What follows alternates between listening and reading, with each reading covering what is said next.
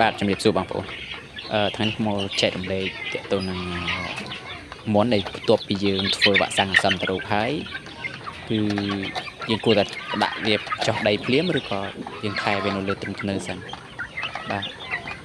ហើយសម្រាប់នៅកន្លែងកាក់ឋានរបស់ខ្ញុំគឺ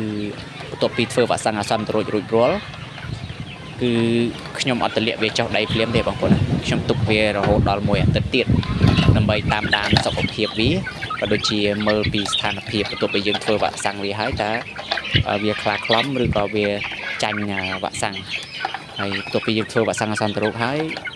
ប៉ារ៉ាយើងដាក់ឲ្យវាផឹកចំនួន2ថ្ងៃណាដើម្បីឲ្យវាជួយបញ្ចុះកម្ដៅនៅក្នុងខ្លួនសត្វរបស់យើងហើយដែលលេខមើលមុនខ្ញុំបន្ទាប់ពីវ៉ាក់សាំងអាសន្នរោគហើយគឺសង្កេតឃើញថាវាអត់ចាញ់វ៉ាក់សាំងទេបងប្អូនណាគឺវាស៊ីធម្មតាខ្លាខ្លំអញ្ចឹងបានមួយសប្តាហ៍ខ្ញុំនឹងទម្លាក់ចុះដីហើយក្រុមហ្នឹងគឺឥឡូវនេះគឺសង្កេតឃើញថាវាអត់មានបញ្ហាអីទេណា